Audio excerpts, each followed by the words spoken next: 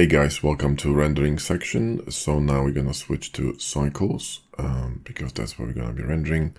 Now make sure you're in GPU compute because that is gonna make everything much faster and quicker. We're going to set our light path now. Mine is set really high. You don't really have to go that high. You can go with 12 total, 8, 8, 8, 8, or even lower.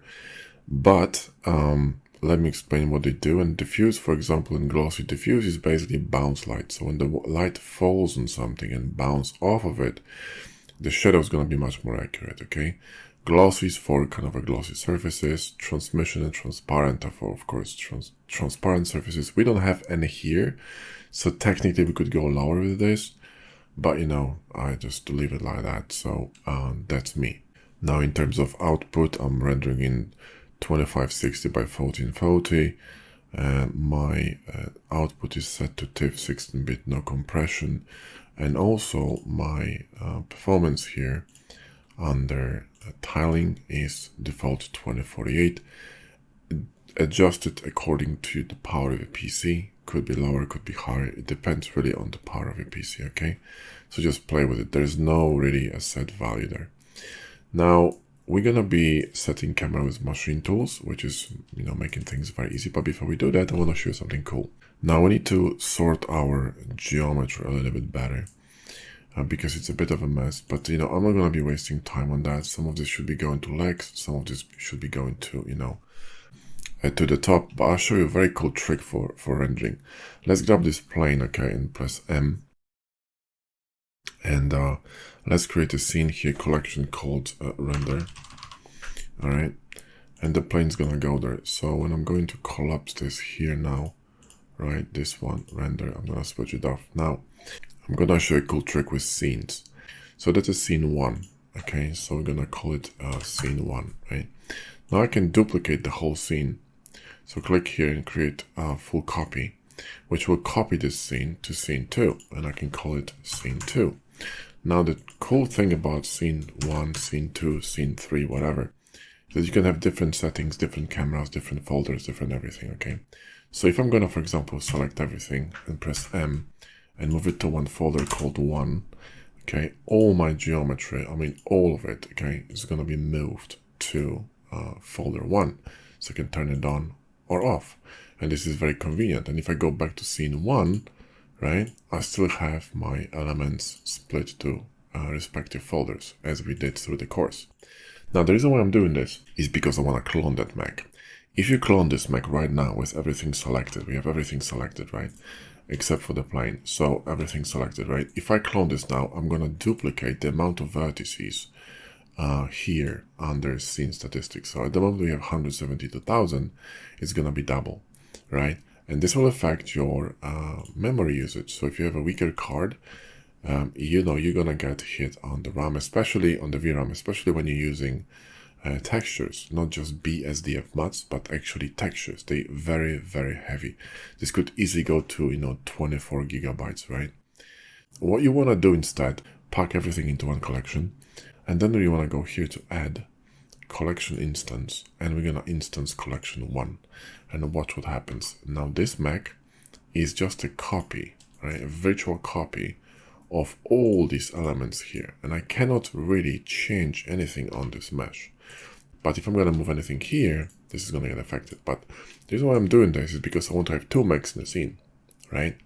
So I create a copy, an instance of this mesh. Now watch. Let's ground it, yeah, here, like this, okay? And we can position it, you know, G, Shift, Z, somewhere here. And we're gonna use it when we, you know, kind of set the camera, okay? So let's move it somewhere here for the time being, G, Shift, Z.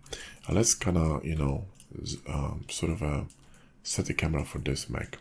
Now we got different options, okay? We can shoot from the top, shoot from the bottom, which is gonna make it more empowered, right? You see it looks more majestic. This is gonna make it a little bit more feeble and sort of smaller, but you have different options. You also have different options on focal length. So page down with machine tools, add camera to view, And now the camera isn't actually locked to view, but you can lock it to view by pressing page down or lock to view. And now if I click on one of these objects, I can actually rotate around it with my camera, which is really convenient, in and out, whatever I want. And you can pan, zoom, whatever, right? Cool, so now we need to set the camera focal length. Now, we could shoot at 50, but the thing with 50 is that you are shooting in the same focal length as your eyes.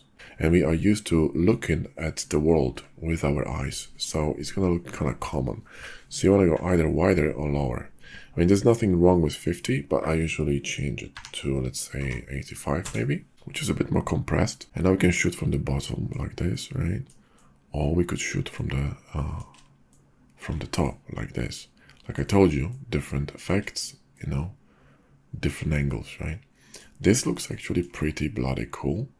We could even, clip or cut off part of this mech here at the top, or just fit everything in like this.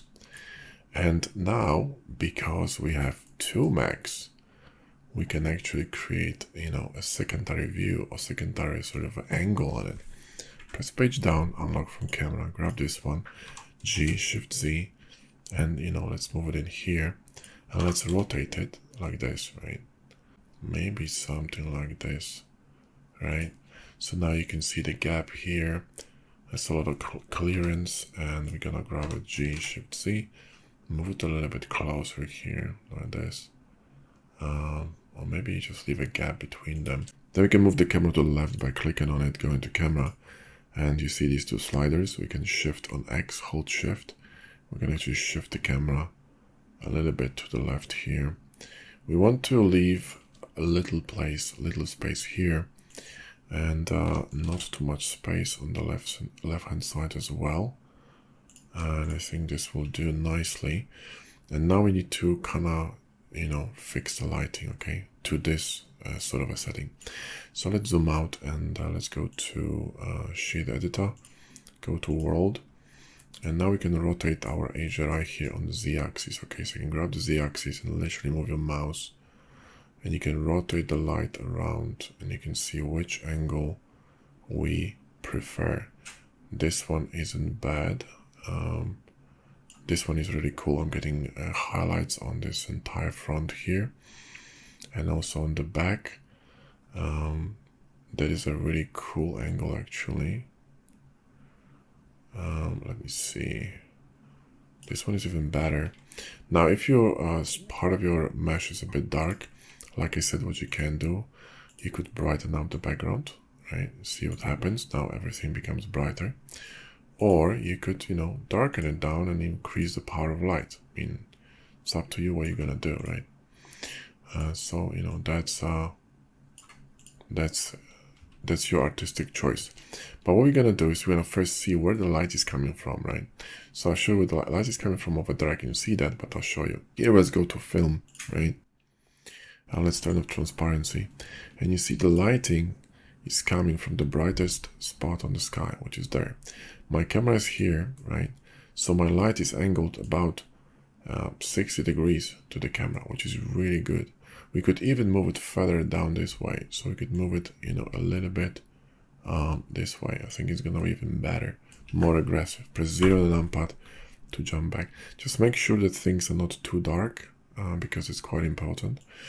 But I think, something like this, it's really good. Now, we could use a bit more brightness on this side because, of these walls here, light is being blocked, okay?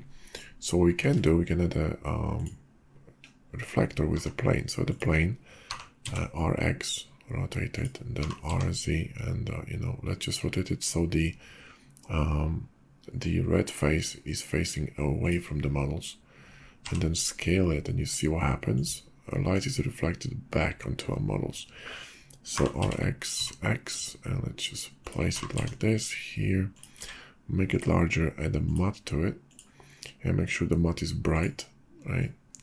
And we're gonna get all this light reflected back onto our mech. Now, if we're gonna make the floor a bit brighter, right, we're gonna have even more light coming back to our mechs. Now, of course, we don't need the background, so we can go back to render, and we can turn it off, right?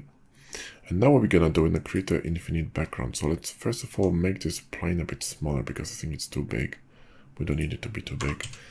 Rotate it so it's actually facing, you know, this way along the camera.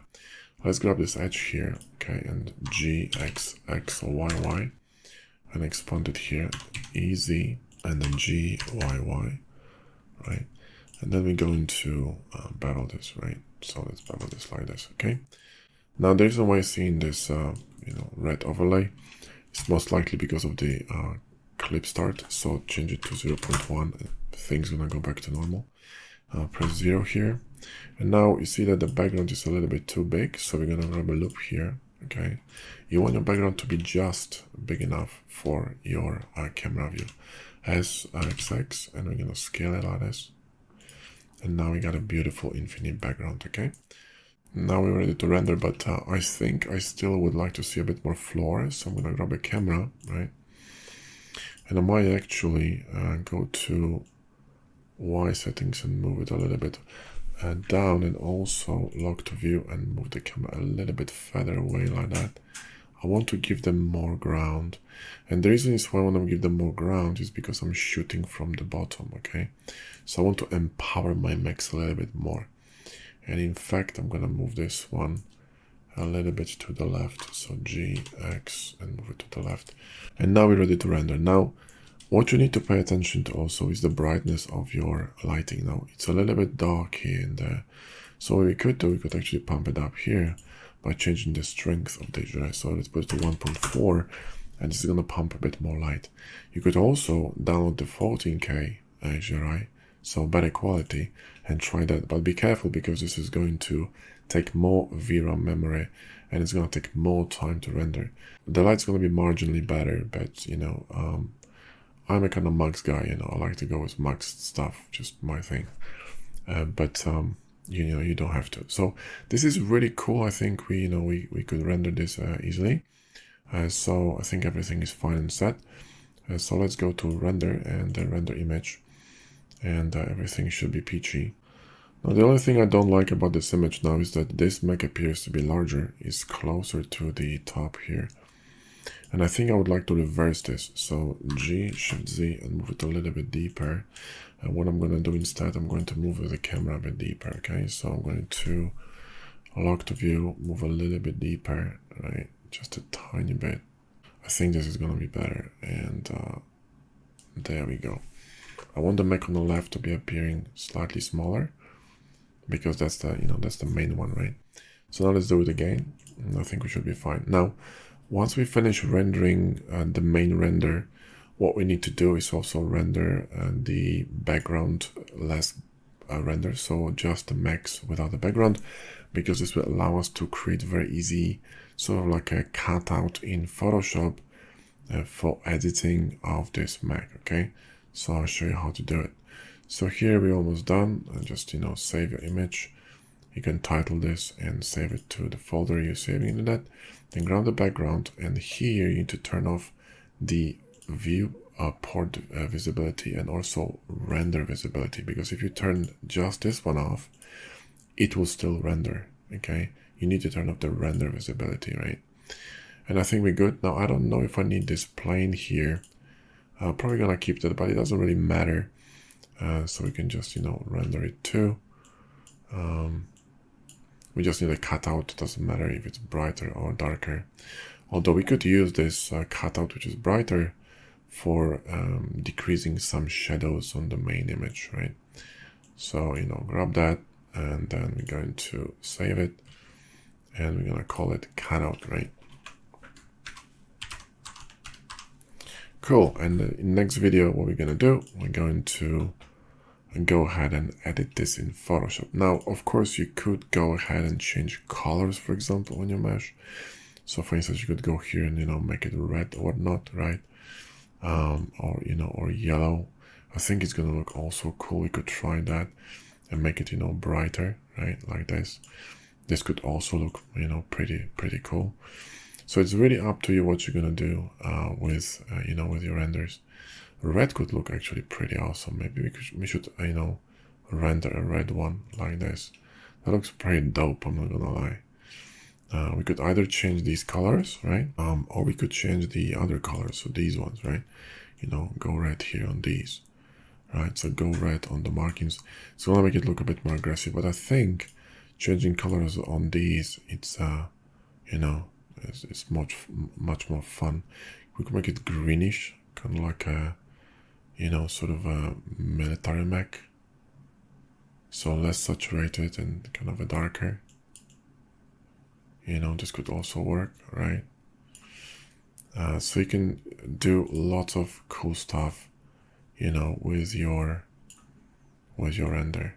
Could be more saturated, less saturated.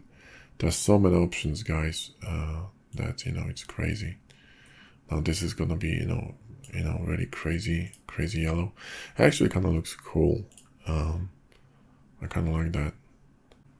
So I'm gonna render one of these, you know, a bit brighter, right, on the brighter side, and you know, see how this goes. That looks pretty freaking cool, to be honest. So let's grab that, and maybe it's too much saturation. Maybe something like that. That's actually pretty cool. Let's render this. So now what I want, you know, I want to turn back the background, right? Because I want to see the background here. And since we have now the brighter mech, maybe, you know, slightly bluish background would be looking better. So, you know, maybe we could do something like this, right? Or even kind of a brighter blue, or like, you know, a hint of blue, you know what I mean? Kind of like that, right? This could be also interesting. So let's render this. So we're gonna have two types of renders. One of them is gonna be a bit more toned down, kind of in my style, but the other one's gonna be a bit more, you know, stylized and more like a toy kind of a render, because it looks like a toy, right? Which is pretty cool. I'm gonna lie, actually kind of like this. I think it's gonna look really cool in the after editing. All right, cool. So let's wait for the render to finish. Let's save it, and then we're gonna move to Photoshop session. So it's gonna be render 2, right? And we're gonna save it, and we're good to go. I guess, well, that's it for rendering section. That's really all there is to it. Now, I was using actually for rendering, just heads up, I wasn't using the regular rendering settings.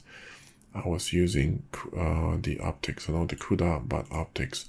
Now you can use either of them just for decal workflow. In previous versions, I've noticed that there are some glitches and problems with optics.